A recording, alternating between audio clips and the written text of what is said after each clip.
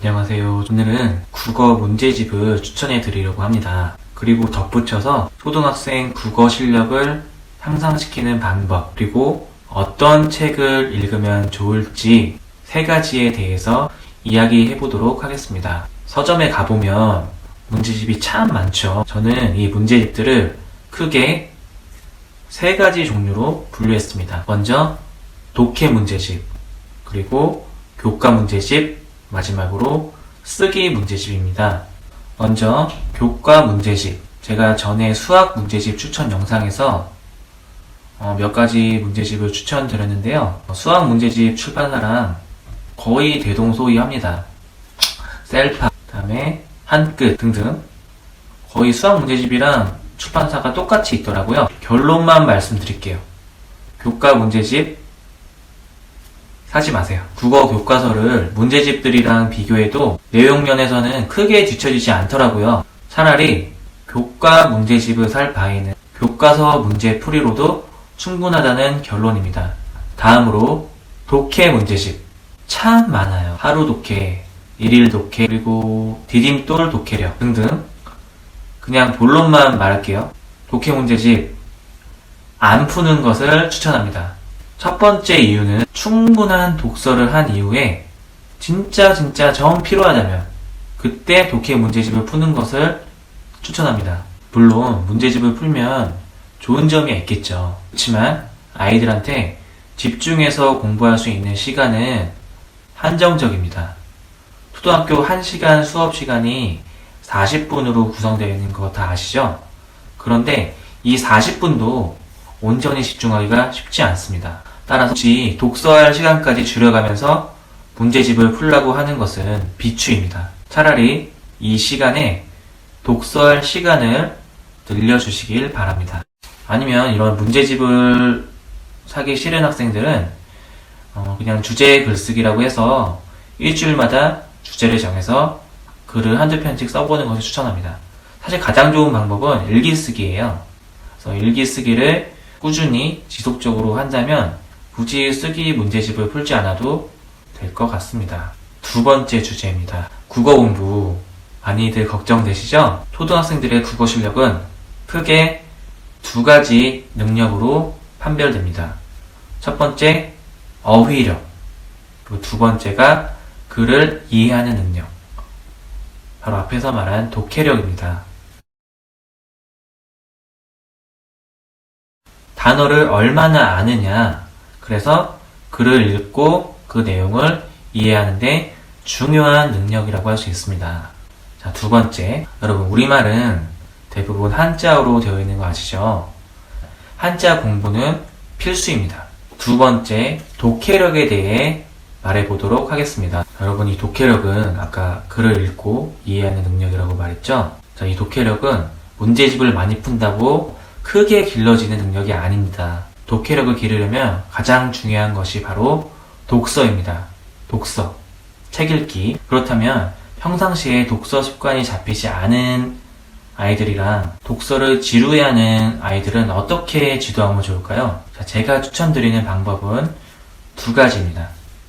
첫 번째, 아이가 책을 읽기 싫어하면 부모님이 대신 읽어주면 됩니다. 무슨 말이냐면 아이가 잠자기 전이나 아니면 주말이나 이럴 때 시간을 내서 아이에게 주기적으로 책을 읽어주시는 것을 추천드립니다. 아무래도 자기가 읽는 것보다는 귀로 듣는 것이 에너지 소모가 덜하기 때문에 아이들이 부담 없이 책 읽기를 시작할 수 있습니다. 부모님들께서 좀 번거로우시겠지만 그래도 아이의 책 읽기를 위해서 책을 읽어주시는 것을 추천드리겠습니다. 자, 두 번째 방법은 학생 스스로 소리를 내어서 책을 읽어보도록 시키는 것입니다. 아무래도 자기 목소리로 자기 귀로 들으면서 책을 읽다 보면은 좀 더 집중할 수 있고 덜 지루할 수 있기 때문에 이 방법을 추천드리게 되었습니다. 그리고 문제집을 많이 풀수록 책 읽는 시간이 줄어든다고 말씀드렸습니다. 차라리 그 문제집 풀 시간에 국어 교과서에 나온 작품 전체를 읽는 것을 추천드립니다. 여러분 혹시 교과서를 어떻게 만드는지 알고 계시나요? 학생들이 문제를 풀 때 정확한 정답을 골라내게 하기 위해서 편집에 편집을 거쳐서 문제 내기 쉬운 부분만 발췌를 해서 학생들의 흥미가 떨어질 수 있습니다. 따라서 교과서에 나온 작품 전체 읽기를 추천합니다. 자, 마지막으로 그렇다면 학생들이 어떤 책을 읽으면 좋을까에 대해서 말씀드려 보겠습니다. 저는 초급, 중급, 고급으로 나눠서 제가 초급, 중급, 고급으로 나누는 기준은 수학 문제집 추천드릴 때 상, 중, 하로 나눈 것과는 차이가 있습니다. 왜냐하면 수학의 경우는 문제풀이에 따라서 상, 중, 하 수준으로 명확하게 분류가 가능했는데요. 이 독서의 경우는 문제를 풀어서 수준으로 나눌 수 있는 것이 아니잖아요. 학생이 독서에 몰입할 수 있는 시간을 기준으로 정했습니다.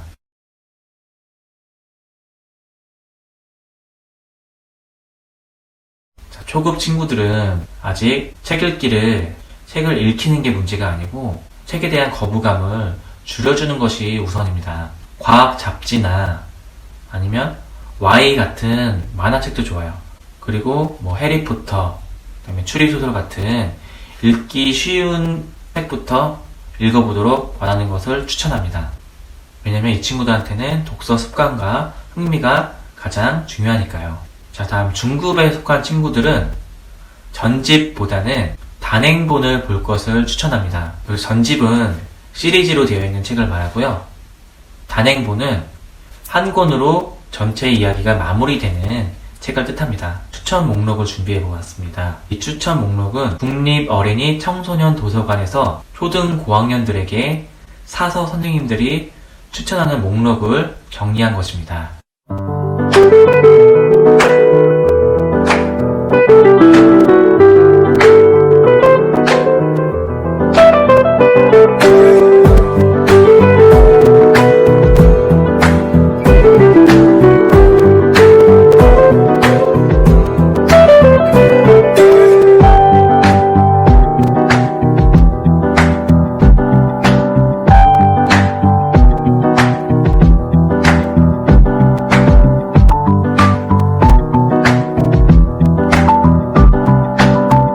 마지막으로 고급 학생들은 단행본보다는 전집을 읽는 것을 추천합니다. 아무래도 이 학생들은 일주일에 3권 이상 제가 추천하는 전집에는 태백산맥, 토지 이런 책들도 있지만 아직 초등학교 고학년이기 때문에 세계 고전 또는 세계 문학 전집 같은 책들을 추천합니다. 그리고 사회나 과학, 역사 관련된 전집도 많이 있으니 이 부분도 참고하시면 좋을 듯 합니다. 끝으로 독서 명언 하나 소개하고 마치겠습니다. 좋은 책을 읽는 것은 과거에 가장 훌륭한 사람들과 대화하는 것이다. 누가 말했냐면요. 데카르트라는 사람이 이렇게 말을 했다고 합니다. 여러분, 좋은 사람 옆에 있으면 여러분도